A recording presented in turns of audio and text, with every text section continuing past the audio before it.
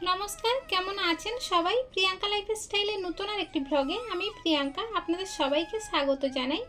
এখন ওই সকাল 6টা মতো বাজে আর এখন থেকেই ব্লগটা শুরু করছি।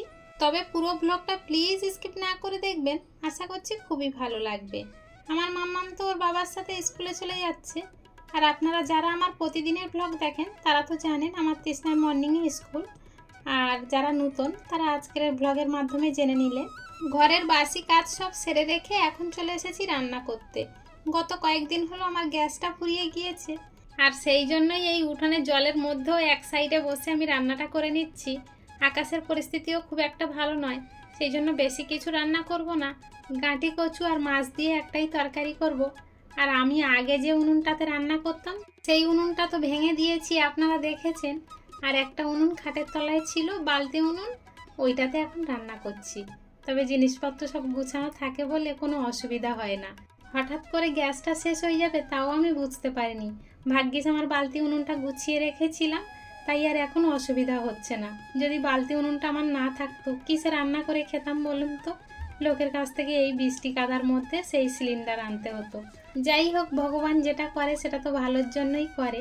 এখন সন্ধ্যাবেলা তৃষ্ণাকে একটু ছোলার ছাতু গুলে দিলাম। ও একা একাই গুলেছিল, তখন আমি মেশিনে কাজ করছিলাম, কিন্তু ছাতুটা অতটা টেস্ট হয়নি। আসলে হালকা করে গুলেছে তো, একটু লবণও দেয়নি, চিনিও দেয়নি, তাহলে কি খেতে ভালো লাগে? আমি আবার এসে যতটা ছোলার ছাতু ছিল সবটা দিয়ে ওর সঙ্গে একটু মিষ্টি দিয়ে ভালো করে গুলে দিলাম। তাই এখন খেয়ে বলছে মা খুব সুন্দর হয়েছে। আর আমার মেশিনটাতে অনেকদিন বসা হয়নি, মেশিনটা জ্যাম হয়ে গিয়েছে, তাই একটু তেল দিয়ে ভালো করে রানিং করে নিচ্ছি। মেশিনের তো প্রধান খাদ্য হচ্ছে তেল, কিন্তু কয়েকদিন ধরে কাজও হয়নি। সেই যে ব্যাঙ্গালোরে গিয়েছিলাম সেখান থেকে এইভাবে পড়ে রয়েছে, ওই জন্য জ্যাম হয়ে গিয়েছে।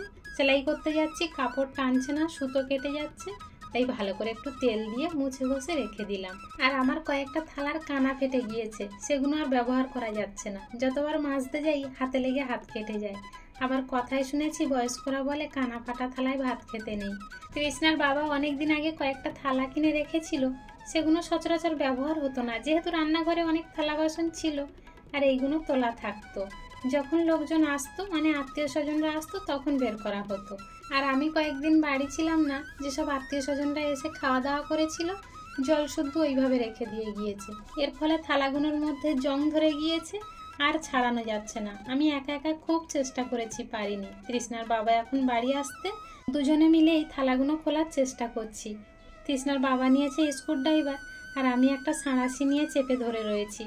যখন থালাগুলো নিচু করে ধাক্কা দেওয়া হচ্ছে ওর ভিতর থেকে জং ধরা কালো জল বেরাচ্ছে, কিন্তু এত চেষ্টার পরেও খোলা যাচ্ছিল না। তৃষ্ণার বাবা বাধ্য হয়ে বলছিল অন্য একটা থালা বাসনের দোকানে নিয়ে যাবে, আবার বলছিল অ্যাসিড দিয়ে রাখবে, কিন্তু সেটা আর করতে হয়নি। দুজনের চেষ্টা করতেই খুলে গিয়েছিল। আর কেমন পরিমাণে জং ধরেছিল দেখুন। বাসনগুলো ভালো কোম্পানির ছিল বলে এত আঘাত করা সত্ত্বেও একটারও কানা ফাটেনি, তবে একটু কানাগুলো বেঁকে গিয়েছে ঠিকই। তৃষ্ণার বাবা আবার প্লাস দিয়ে ওগুলো ঠিক করে দিচ্ছে। চলুন তাহলে আজকের ব্লগটা এখানেই শেষ করছি। দেখা হচ্ছে খুব শীঘ্রই নতুন আরেকটি ব্লগের সাথে। ততক্ষণ পর্যন্ত সবাই ভালো থাকবেন, সুস্থ থাকবেন, সাবধানে থাকবেন। আর ব্লগটি কেমন হলো অবশ্যই কমেন্টে জানাবেন।